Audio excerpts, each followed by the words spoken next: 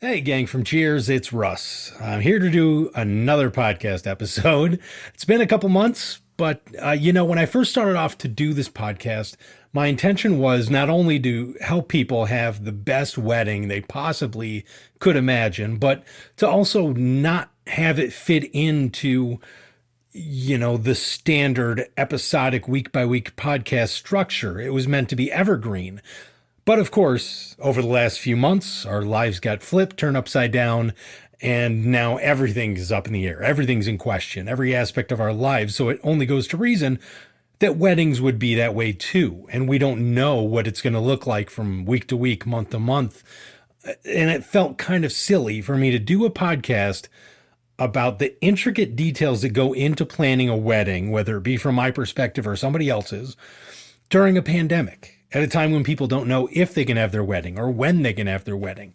They don't know what type of changes they're going to have to make. So it felt really silly for me to do this.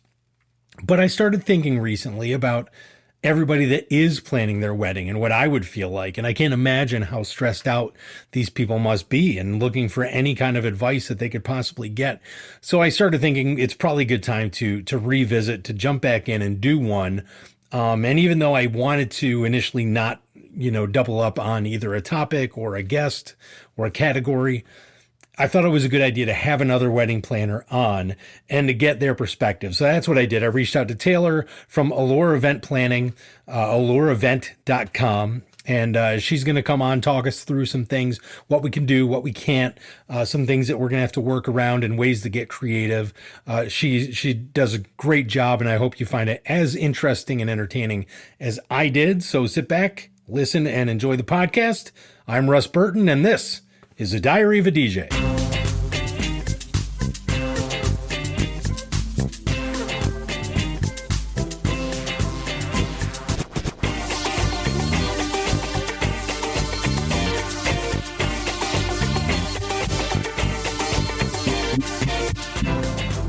Here we are this week on Diary of a DJ podcast. I'm here with Taylor from Elor Event Planning. Hi, Taylor. How you doing? I'm great. How are you? I'm doing pretty good. Thanks for coming on here with me. So first question, how's business? a little slow. Oh, yeah, me too. It's funny how we have works. this fun little thing, COVID. It's been an adventure. It's coming out of nowhere. It's crazy. It's funny. So I did. I think you listened to it. I did another interview with a wedding planner a few months ago. It's probably towards the beginning of it, and at that time it was, the thinking was, hey, this is going to clear up in a few months. So yeah, in the summer, even July, August, people are going to be doing their weddings like normal. Right. Right. And here we are, right smack dab in the middle of August. We have no idea when this stuff's going back to normal. It's crazy. Yeah, it's still a big question mark. Yeah, I know a lot of couples that were like the beginning of the spring that like postponed to like fall or end of summer, and we're like, we'll be fine. And it's like, maybe not. It stinks. Well, let me ask you, before we jumped on, you said that you have had a couple people that ended up canceling their dates that have already come up, correct? Yeah, I feel like I've had the gamut. I've had people that have canceled. I have had people that have scaled down. I have people that have gone through with it. Everything. So in those cases, I'm curious, how long did they hang in there trying to keep the original date before they just called it?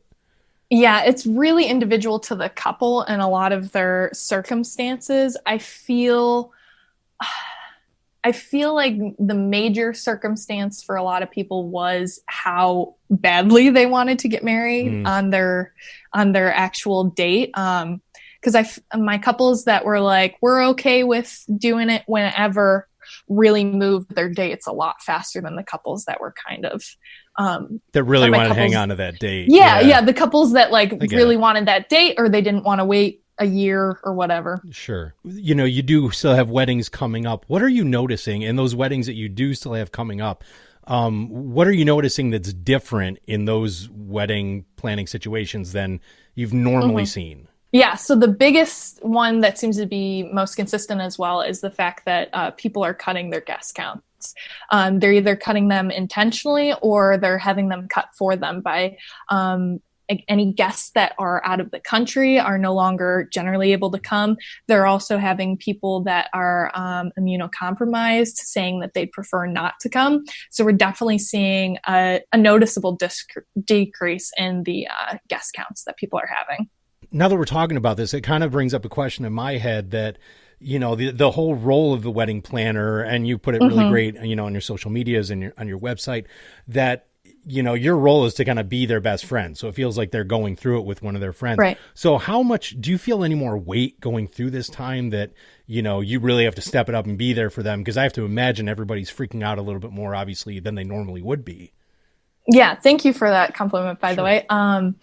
I definitely feel like the need to be more in contact with my brides, and just especially not even like planning details, just to kind of be there and touch base with them and tell them, hey, you're doing a really great job making these tough decisions. Like, I support you. Let me know if you need any help. I found that I've definitely have offered a lot more emotional support than I typically would, but I'm happy to do it. Do you find that your social media presence in general and your posts are more important right now as far as reaching people and setting a certain tone?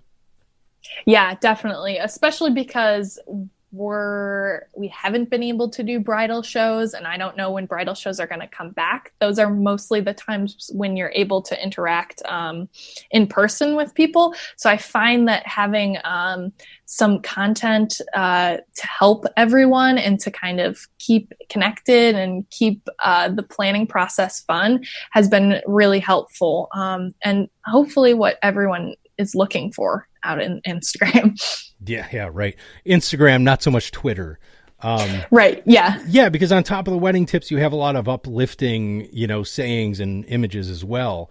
Yes. Yeah. I'm a big quote girl, so I try and keep some fun, uplifting quotes in there as well. Nice. Now, you mentioned cutting down the guest list, one of your video series, because I have to be honest, you know, my podcast here that I've been doing, obviously it's Diary of a DJ. It's been, you know, here's different things, you know, here's the ideas for the mother-father dance, or, you know, it's just different ways to plan weddings and just generally to help people out. And ever since we've really been in lockdown, I have had no motivation to do this podcast because it feels so arbitrary. It feels so ridiculous to say, you know, I know you don't even know if you can have your wedding, but if you do, here's a great song to come out to the reception to. You know, it seems like such a ridiculous thing. So I do, you know, I guess I'm paying you another compliment that, you know, a couple posts that you had, you know, really caught my attention where I'm like, okay, this is something we can talk about now and have a conversation. One of those was, you know, how to cut down your guest list, what to say to people when cutting down that guest list. Obviously, I'm not looking for you to recite everything, but can you just kind of give a brief overview of, you know, what advice you would give when cutting down that guest list? Yeah. So in the video, I talk about like a couple of steps to take. The first one being to know what you need to cut your guest list down to. And then you kind of want to go through with your fiance, sometimes the parents as well, and see what your immediate family puts you at, and see who you can also add to that and fit under the goal number that you're working at. And I also talk in the video with kind of how to phrase it to guests that you end up having to cut from that guest list, how to still include them in the wedding process, because it can be kind of a hard conversation to have. You don't just want to say, hey guys, you're uninvited. You want to lay it a little bit more nicely because you did want them to come and you want them to know that they're important to you and your big day. At the same time, though, I think if you do it, if you know your guests well enough, I guess, you know, and know their sense of humor, it could be very funny to send an uninvitation, you know. Oh my gosh, yeah. If this happened to me, I have an uncle in North Carolina. I would send my Uncle Danny an uninvited invitation, and he would be like, "This is fantastic. I'm not coming. This is even better than going." Right, exactly. Aren't you seeing where a lot of people are still setting it up through Zoom or, you know, something along those lines where they're still having a feed up so people can see at least the ceremony? Or is that a thing that's still happening? Yeah, and I've attended some weddings via Zoom as well. And we're also seeing couples planning to do big shindigs in a year after they've done like a small elopement thing, so they can include the guests that weren't able to come to the initial wedding as well. And I've also seen some couples go and visit or do visits through windows with their grandparents in their wedding garb, just to keep everyone really safe and feel really included as well. That's adorable. It's really cute. You can send them flowers too, so they feel like they're there as much as possible. Have you been there for those? I have not been there for those in person, but I have seen some photos, and that's precious. Yeah, yeah, that's great. Are people still calling you if they elope? Yes, they're still looking for planners on that. I personally haven't done many elopements. I don't think a lot of Buffalo couples are doing elopements. Yeah. Buffalo is a very interesting area, and I feel like we kind of hit some trends later in the general trend. So that would be an advice to brides that are getting married that want to kind of be trend setting, is to kind of look to see what the West Coast is doing, because Buffalo picks up those trends a little on the end, so you can be ahead of the curve there. I get what you're saying. Yeah. So let me ask you, I kind of have asked before about if you feel, you have to maybe be there more readily available to brides because it's such a stressful time. Do you notice yourself maybe networking more than you normally would with other event planners or, just other vendors in the wedding industry, because of what's going on, just to, bounce ideas off or just see, what trends are going on? Yeah, absolutely. So with just all other vendors, I find that I'm touching base with them a lot more because I'm checking on their availability. I'm checking on their level of comfort with the style of gathering that the couple is planning on having. I'm communicating with them about possible postponement option dates. So it's a lot more communication with them. And as far as with planners, I think April, maybe, once things started to get a little bit crazy with COVID, I was doing a webinar, and one of the speakers suggested that planners should reach out to other planners in their area and kind of work together. So I reached out to a bunch of local planners, and I set up a calendar for us where we can all put in our availability. So if we have a couple that switches a date and we're no longer able to be present at their wedding, that some other local Buffalo planners can kind of swoop in and make a seamless transition for everybody. So we all are working really hard together. And see, now that's a very Buffalo thing. Everybody, yes, so very Buffalo. Yeah, everybody leaning on each other like that. I love it. Like Lauren said about being good neighbors during this time. Yeah, I like that soundbite. So let me ask you, you've done this long enough. You've seen all the wedding staples, all the usual suspects as far as, the timeline, things that will happen during a wedding. Mm-hmm. Is there anything you're noticing that's being cut out, that would normally be a firm staple in a wedding? And to that same point, is there anything where people are like, no, I need to keep this, this has to still happen no matter what? Mm-hmm. Yeah, so I think the dancing has become a big question mark.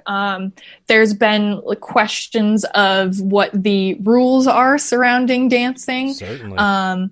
And it's been a big question mark, and every wedding seems to kind of be taking it a different direction, just because it's a very interesting, complicated issue, because dancing and social distancing don't go so well together.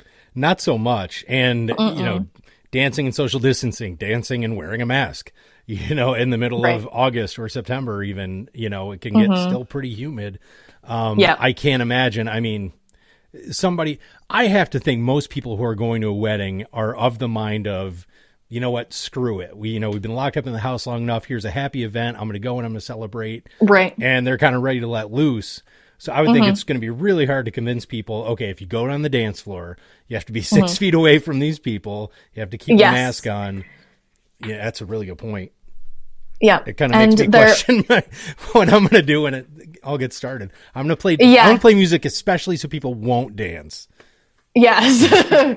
and also what you're supposed to be doing is keeping your mask on the whole time, and only when you sit down are you able to eat food and drink and take your mask off. And so that's putting like a whole kibosh on the general flow of cocktail hours. So it's very interesting. It is. And you know what? You just made me think of a question that didn't even cross my mind before. The table seating, like the actual table chart. I mean, if normally, you have, we'll throw all our wacky cousins together, Yep. all our friends from different. So I have to think that a lot more thought goes into that now because, hey, I'm here in Buffalo. I know I'm doing things the right way and I'm being safe. Right. If I'm sitting with somebody, the cousin from Florida who's coming up and I don't know what they've been doing, that's a touchy subject, I would think. Yeah, definitely. Ideally you want to try and keep the tables to family units, like people that are already interacting with each other. But that's really, really tough. Yeah, I would think so. I mean, because you're already cutting down the guest list and I mean, there's only so many tables you're going to have. So that's going to get really tricky. It's difficult for sure.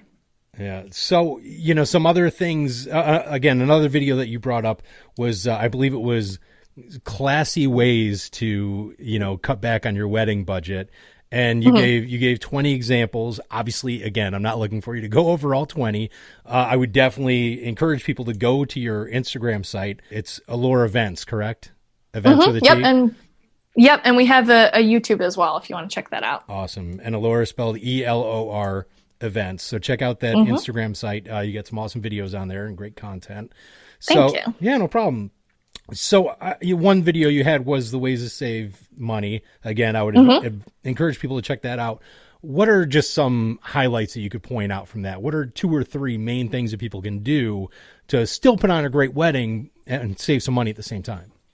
Yeah, definitely. So one of the major ways that you can save a lot of money in one foul swoop is if you are comfortable with doing a Friday or a Sunday wedding or even a weekday wedding, you are going to save yourself buku bucks.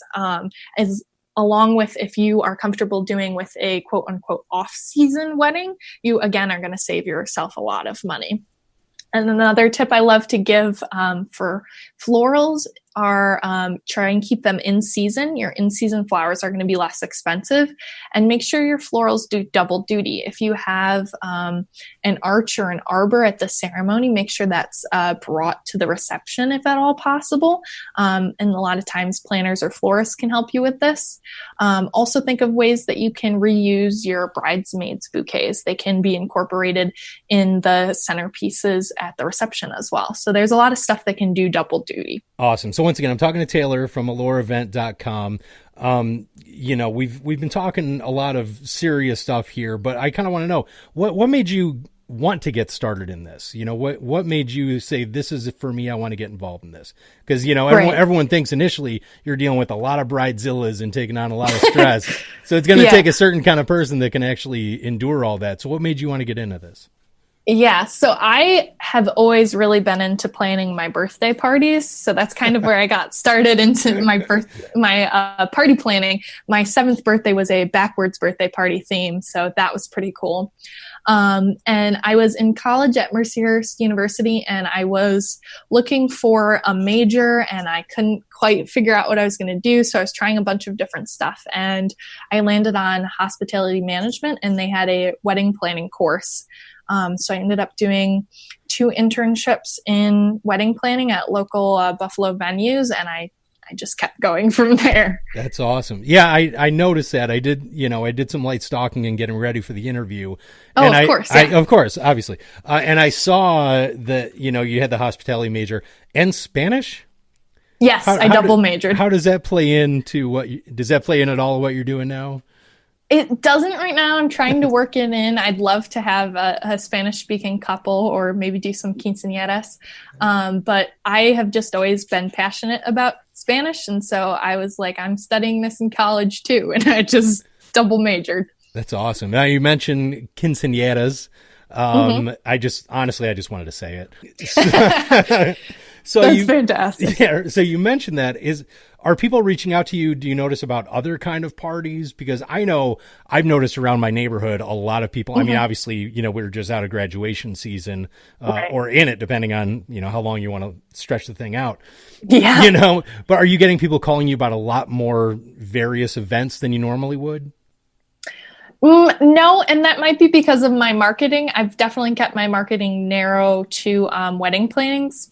wedding planning, just because I personally wanted to be able to create like an in-depth marketing plan and make sure I got my wedding planning clients taken care of in the best way possible. Because I've been doing weddings like quite a few years, but my business itself is only like 2 years old. So I wanted to make sure I had all my systems to take care of my wedding planning clients in order.